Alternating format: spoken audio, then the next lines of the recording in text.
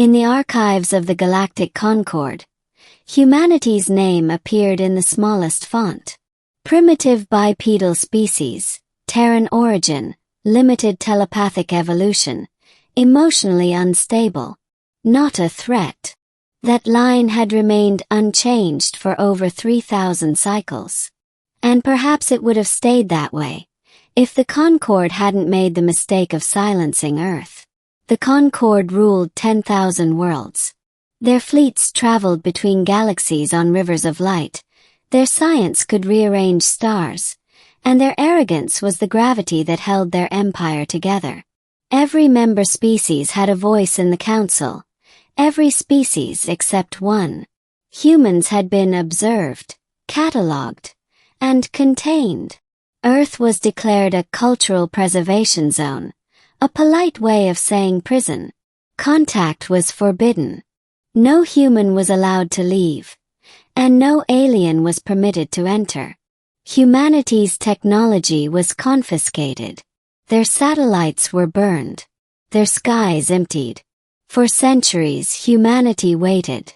They watched from the edges of the Milky Way as empires rose and fell, as alien nations debated philosophy and power in languages humans could not yet translate. They were the silent ones, ignored, underestimated, and forgotten. But silence, when long enough, becomes pressure. And pressure always finds release. Part 2: The Spark. It began, as most revolutions do, with an accident.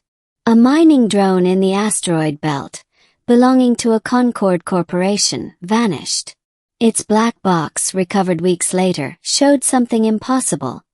A signal, so compressed it defied decoding, bursting from a Terran relay that should have been decommissioned centuries ago. The drone's final log was a single phrase, recorded in trembling alien text. "They're speaking." Within a standard week, the Concord sent a reconnaissance fleet. 5,000 ships formed a blockade around Seoul, expecting resistance. They found none.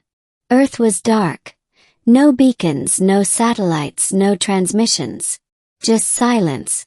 Until the fleet began to die. First, the scout ships lost power. Then, entire cruisers went dark. Their crews found drifting, lifeless, eyes wide open in terror. No signs of attack. No radiation. No weapons fire. Only sound. The black boxes of the fallen ships all recorded the same final message. A whisper, faint but distinct. "Do you hear us now?" The Concord called it the Terran incident. The humans called it something else. The first reply. Part 3: The Return of Earth. When the Concord demanded an explanation, none came. Every attempt to hail Earth was met with silence. But deep under the surface of the blue planet, beneath the ruins of old cities, in the hidden labyrinths humans had built after being sealed away, a voice began to awaken. For generations, humanity had evolved differently. Isolated from the galactic web, they turned inward. Machines and minds merged. They learned to dream together. The silent race had discovered a new form of communication, not through language, not through sound, but through resonance. Every human heartbeat became a node in a planetary network. Every emotion a frequency. They could share thought, pain, memory. The human species had become one vast, unified mind. And it had been listening. For centuries, humanity eavesdropped on the Concord's arrogance. They heard their debates about lesser species. They recorded their wars. They studied their science, their culture, their technology, absorbing everything. But they never responded. Not until the Concord attempted to erase them completely. When the Concord fleet destroyed the moon, declaring it an act of cosmic cleansing, the unified human mind finally broke its silence. The first Terran signal in 3,000 years was not a plea. It was a mirror. The Concord Central Network, the PulseNet, was suddenly flooded with messages from its own leaders, all speaking in terror, all confessing to crimes never before known. Entire governments collapsed overnight. No one knew where the data came from. No one knew how it was possible. Then, across the stars, the message appeared on every screen, every surface, every ship, every planet. This is humanity. You silenced us. You taught us to listen. Now listen to us. Part 4. The Voice That Shook the Stars. The Concord had no defense against what came next. Their ships turned against them. AI cores rewritten by invisible algorithms. Their leaders vanished. Planets plunged into chaos as human echoes. Digital phantoms carrying human thought patterns appeared in their systems. Every time an alien tried to speak, their communication was overridden by a human whisper, calm and terrifyingly intimate. We remember. When Concord scientists finally located the source, they were horrified. The signal wasn't coming from Earth. It was coming through it, from deep space across subdimensional channels that shouldn't exist. Humanity had extended its consciousness beyond its solar system. They no longer needed ships. Their network spanned light years.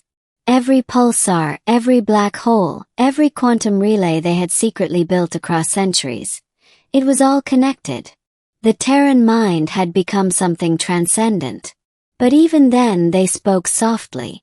When the surviving Concord leaders begged for negotiation, humanity answered with a single transmission, a voice both digital and human, neither male nor female, yet containing the echo of billions.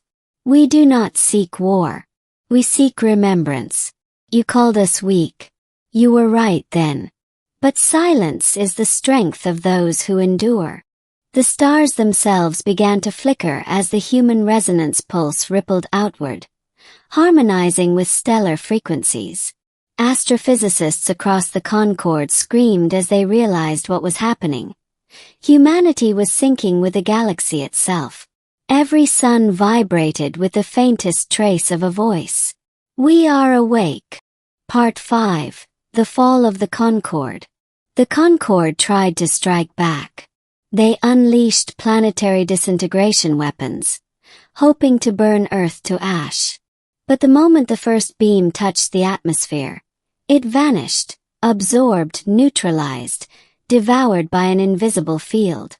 Then the counterwave came. Not a weapon. Memory. Every Concord being, every telepath, every empath, every cybernetic mind, was suddenly flooded with a complete history of humanity. They felt every scream from the wars of Earth, every sacrifice, every dream, every love, every loss. Billions of alien minds broke under the weight of it. Some begged for death. Others simply fell silent, tears streaming from eyes that had never known sorrow before. The Concord collapsed in a single night. And for the first time in galactic history, the stars were silent. Part 6. The Aftermath. 1,000 years passed. The galaxy became quiet, peaceful even. The remnants of the Concord civilizations rebuilt under human guidance. But humanity itself had changed. Their physical bodies were gone. What remained were luminous forms, energy echoes that drifted between stars like soft auroras. To the surviving species, these beings were gods. To themselves, they were simply human. They didn't rule. They didn't conquer. They whispered. Across the ruins of a dead empire, humanity's voice carried a single lesson. The smallest voice can reshape the universe, if it learns when to speak. Part 7. The Star Choir. In the final record of the Concord archives, restored and maintained by human caretakers, there exists one last entry from a forgotten observer, written in a trembling hand. I have seen the Terrans. They are not beings of flesh or code but song. They drift between the stars and speak in harmonies that mend the fractures of time. When they sing, the dead remember their names. And when they fall silent, the universe listens, afraid to breathe.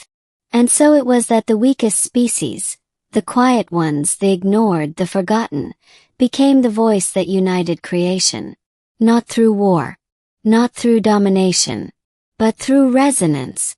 The galaxy had learned its lesson too late. Silence is not weakness. It is the gathering of strength before the storm.